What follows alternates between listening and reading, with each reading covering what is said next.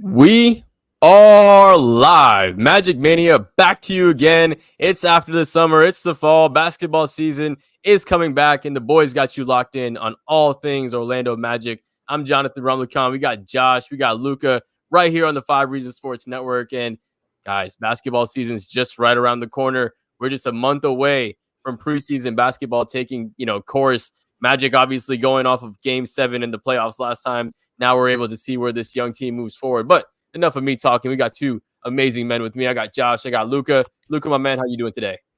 Doing good, man. Happy to be here. Happy to be talking Magic basketball once again. I never thought it would come, bro. But football came back, so now basketball is on the way too, bro. It's just exciting. It's Right. the best time of the year. You got, baseball heading into that late playoff Yep, push. You got Mhm. football picking back up. College football is back. Basketball is Yep. back. yep. It is the best time of the It's a year. great Josh, time to my be a man, sports fan. you've been doing a lot as well. How you been doing?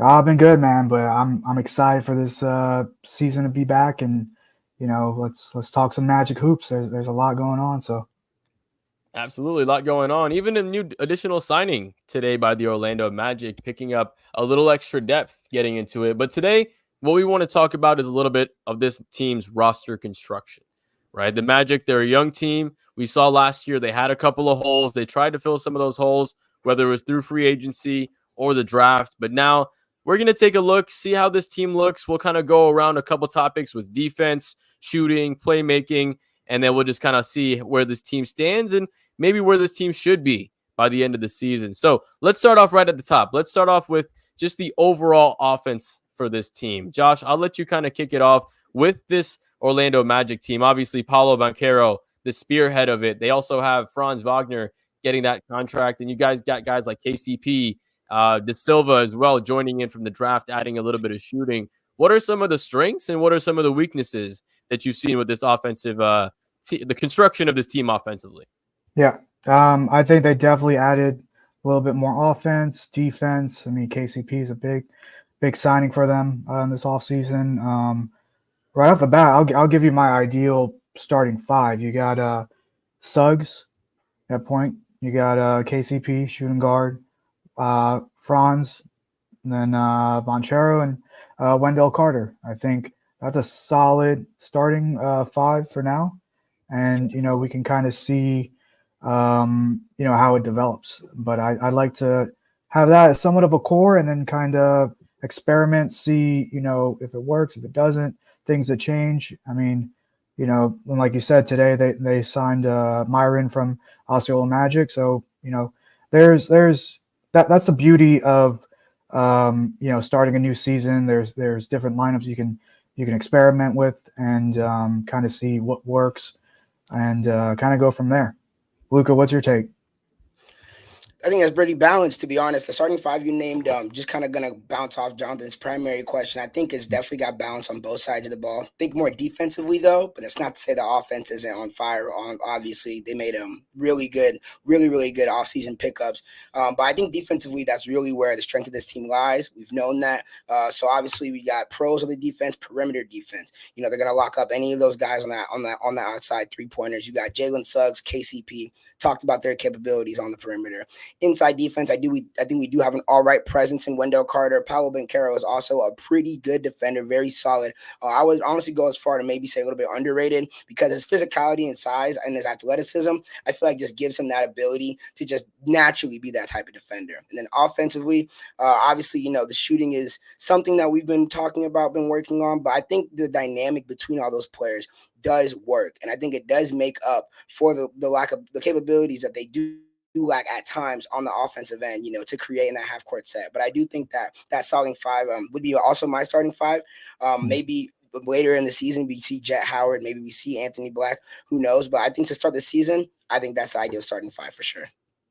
100%. And like you said, I mean, Jet Howard, I think he was probably the most surprising guy from this summer, right? This was a guy that was getting buckets. He showed the growth that he had during the Osceola Magic season and the time with the Mhm. G League. And he came out there, he showed confidence, he showed the stroke, and he looked like a veteran compared to all those summer league guys. So I'm super excited to see what he does. But overall with this team, I think you guys really nailed it on the head, right? They added a lot of things in this offseason, but just looking at the strengths before those additions, you have a really good defensive squad that's Yeah, only going to get better. Like, think about that. Yeah. This they're all is young.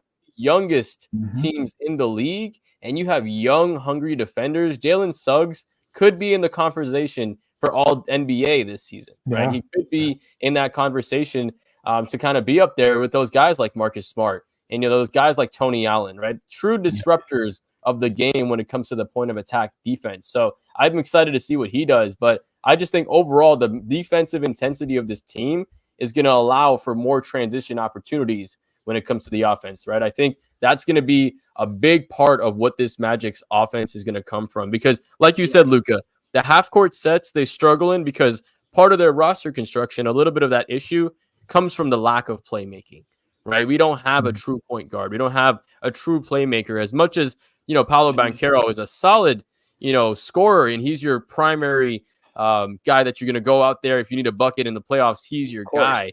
Yep. He's not the LeBron-esque yet, right? He's not a Kevin Yeah. Durant-esque where he's able to find other people and able to get other people in their spots. Maybe Yeah. that's something that he develops or something he continues to Yep. develop, which we'll talk about a little bit later in this podcast. But it is going to be something that's going to be exciting to see. Now, with the shooting, how much of an improvement, Luca? I'll let you start off with it this time. How much of an improvement do you think the additions of De Silva, KCP, and just the internal growth of this team is going to allow for the shooting to go from maybe below average to at least an average 3-point shooting team?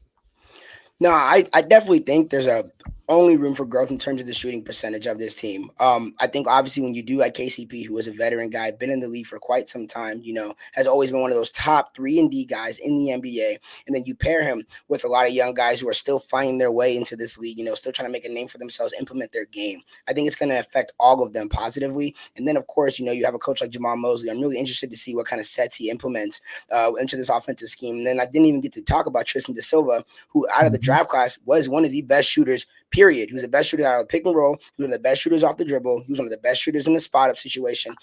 There's not a single aspect of the jump shot that he's really lacking in his game. That was one of his key points that they pointed out. That was why he was drafted so high, and that's why the Magic went and wanted to add him. And on top of that, he's a very dynamic player who fits a lot of. I feel like honestly, I wouldn't surprise me if like at some point going down the line, it could be a point where De Silva fits into that starting five because of just like the player that he is. Like he's so much like Franz and he's so much like Paulo. They just mesh, I feel like, so well. So I think it's gonna be absolutely definitely gonna be a jump. And the sky's the limit for this team. It's only up from here. I agree. No, I agree. I mean, adding or drafting Tristan De Silva, and he's also he's 23, I believe. Yes, Yeah, he's a 23. little bit older, but with that comes a maturity of his game, and I think Yes, that will, exactly. The yeah, poise, all that stuff. exactly that. And I think, like you said, there are some similarities from his game and Franz, and that can only benefit the Magic. So, I want to see how he develops, how he meshes with the team, and I think, like Lucas said, the sky's the limit for our offense. 100%. Now, I think one of the main issues that I found with this team is the true lack of rim protection, right? Mhm. We have, Wagner, Mo Wagner, I wouldn't consider him a rim protector. He's just more of a, he's kind of like a mobile big, kind of like a bigger, but, the bigger brother of Franz. That's very similar to his play style, just a bigger dude doing it. And then when it comes to their main center, it's like he's injury prone, right? And you Mhm. don't want your Yeah, center to be, Wendell Carter to be injury prone when you have to play guys, especially in today's league where it's different than 5, 6 years ago. 5, 6 years ago, it was a wing driven league. Now you guys have Mhm. guys like Embiid, you have guys like Giannis, you have guys like Jokic. All of these dudes are able to kind of bully and make that happen. So when you're missing that, that's something that I feel this team goes. Luca, go ahead. I was gonna say. So then, to that point, I think that brings up a big question between you two, right, or all three of Mhm. us. Which do you think would impact the team more positively? Do you think a primary ball handler, right, a guy who's gonna go out there and get his passes, make everyone else great around him, or a dominant center brings this team further and brings them into contention with a lot of other playoff teams, especially because of the growth and how far the East has gone in general, how much better they got. Right. So I mean, if I honestly, That's I'll answer yeah. first real quick just to give y'all time because I just thought of the question. I personally, right? I think, like you said, the league used to be a wing league. They used to be this used to be a league where it was like, oh, like doing defenders with a primary position. But I feel like now, as we're seeing it, we're like seeing the surge of very talented, skilled big men. Obviously, we talk about Wemby.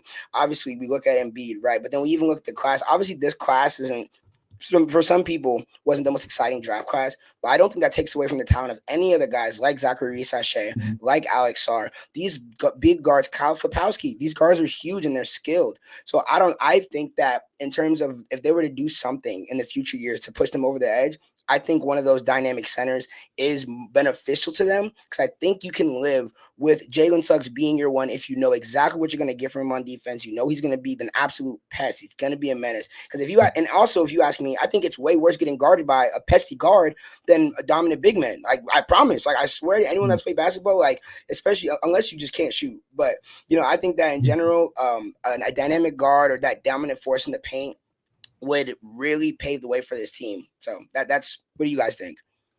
Josh, you can go first. I agree. To have someone like Embiid or a Joker on this team would be crazy and would take them to that next level. And in the landscape, rightfully so, make them more competitive. It's one of those things where right now, Jonathan's point, you do have injury prone centers. What was it, Wendell and Jonathan Isaac? It's a little tough, right? That was something that it's one of those things where last season it's like, oh man, well, if these guys could have stayed healthier, is there a different outcome? But it's a what if. So I think to your point, definitely having a dynamic center who can, fit all of our, go-to descriptions would be perfect. Yeah. But it's something maybe the front office takes note of and they make some decisions down the line. But yeah, I mean, definitely agree with your point. I mean, just talking about it, two of the most dynamic big men of history played here in Orlando, Dwight Howard and Shaq, right? Yep. Exactly. And so you've already had two of those guys here.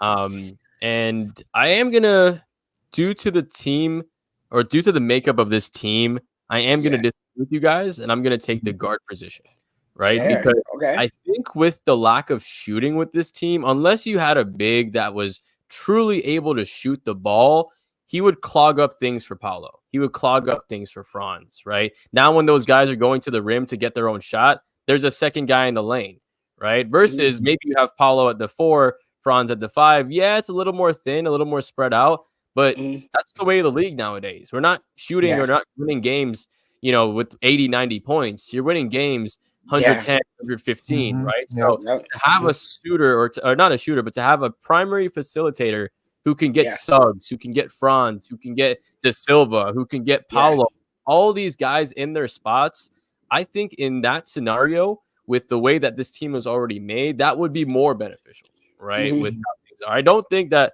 adding a center would be the bad move, right? By any means. No, I think, like we talked about in today's league, that would definitely be, I mean, like Wembanyama, the dude's going to be a superstar in a few years, right? He got a Christmas game and Giannis didn't.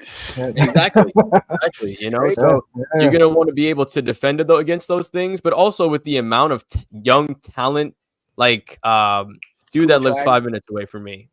What's his name? Cooper Flag. Yes, exactly. Bro, doesn't care, by the way. Fun fact. So, but things like him. Look at Cooper Flag. He's 7 foot. He can shoot the ball. He can dribble. He can do all these things. So that's the new generation of big men anyways. I think it's, we'd be able to find one here or there that can kind of fit in. I think if a guy like Jonathan Isaac would have stayed healthy, he would have been just as like the perfect guy. High energy, can shoot the three, able to protect the rim, but just can't stay healthy enough. I think that's really the issue, but you can't protect health at the end of the day.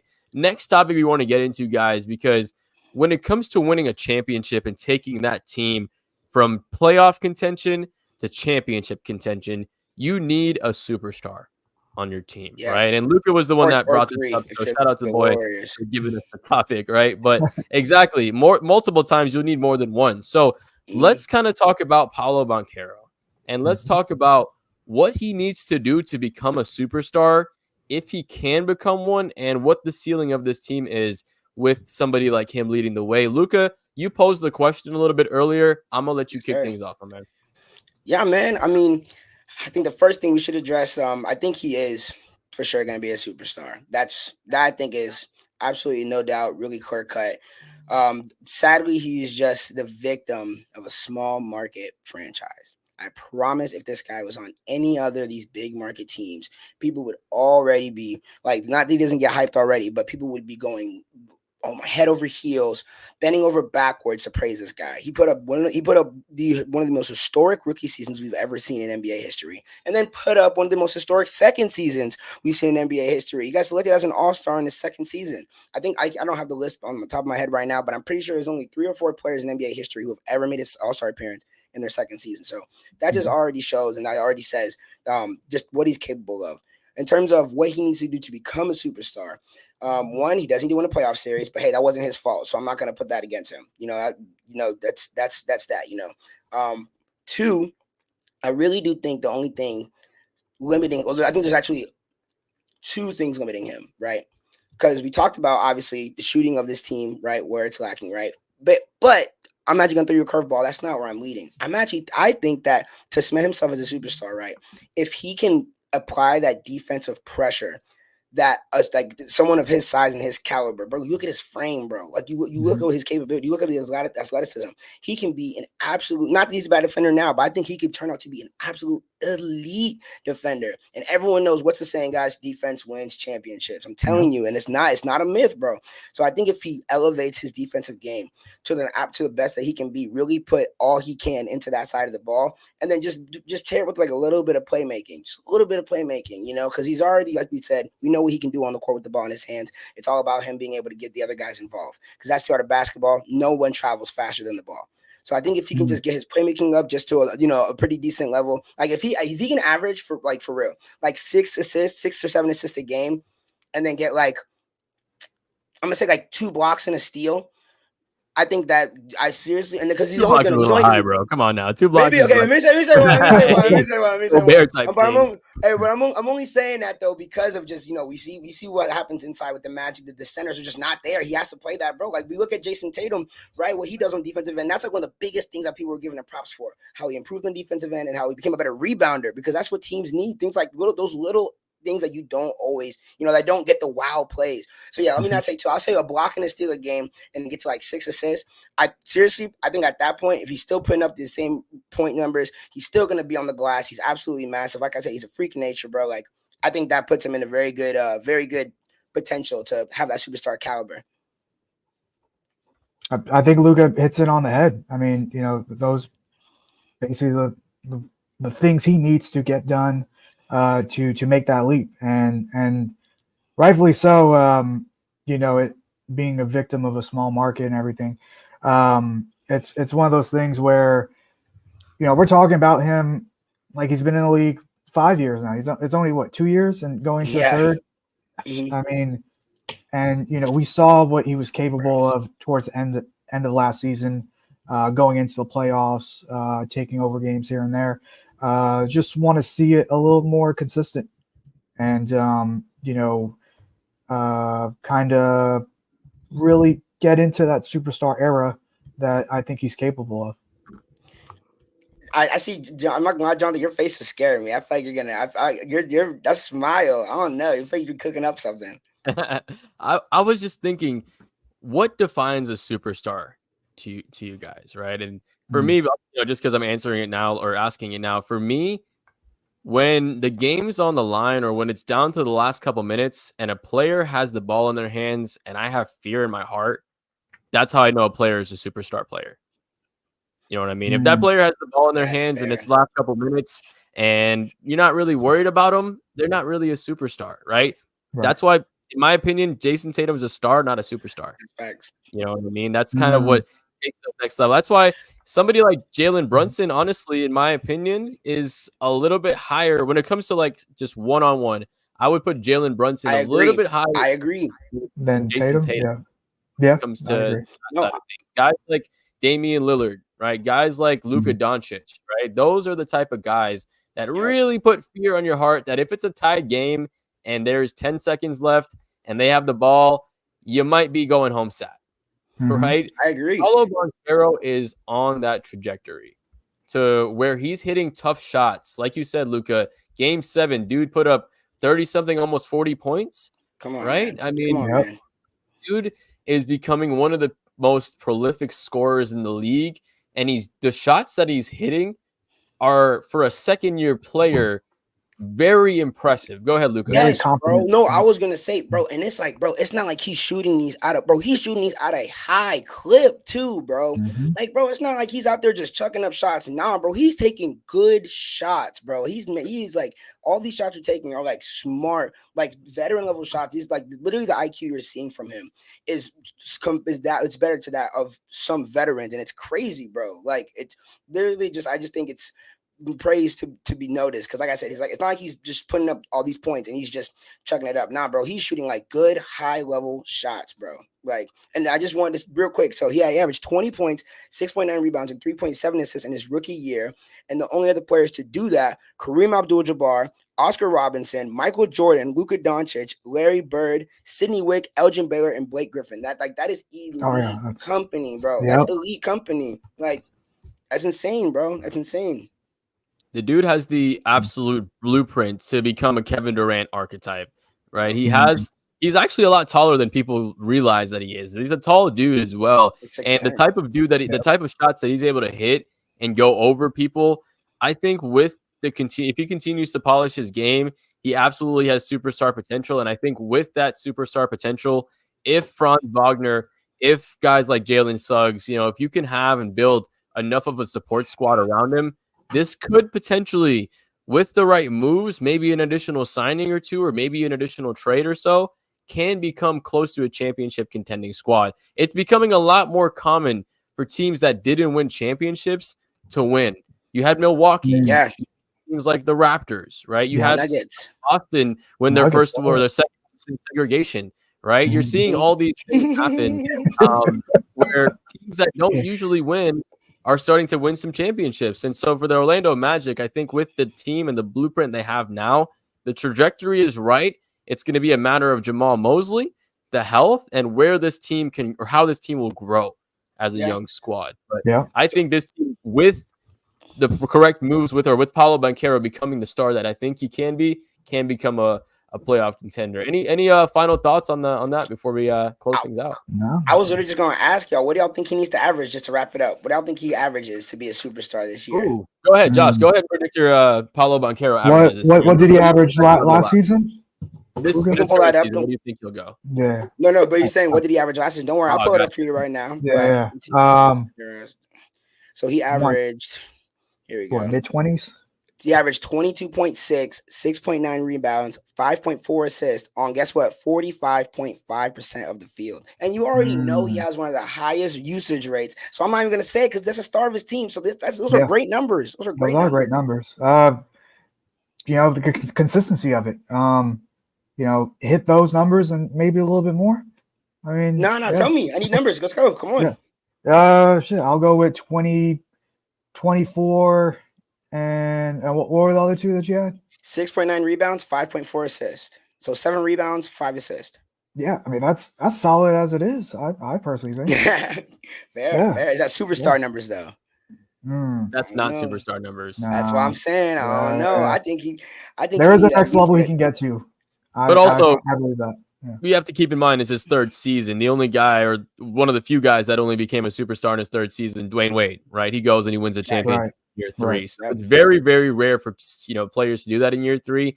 What I want to see him, and I'll let you finish it out, Luca. I think he gets up to about 26 and a half, 27.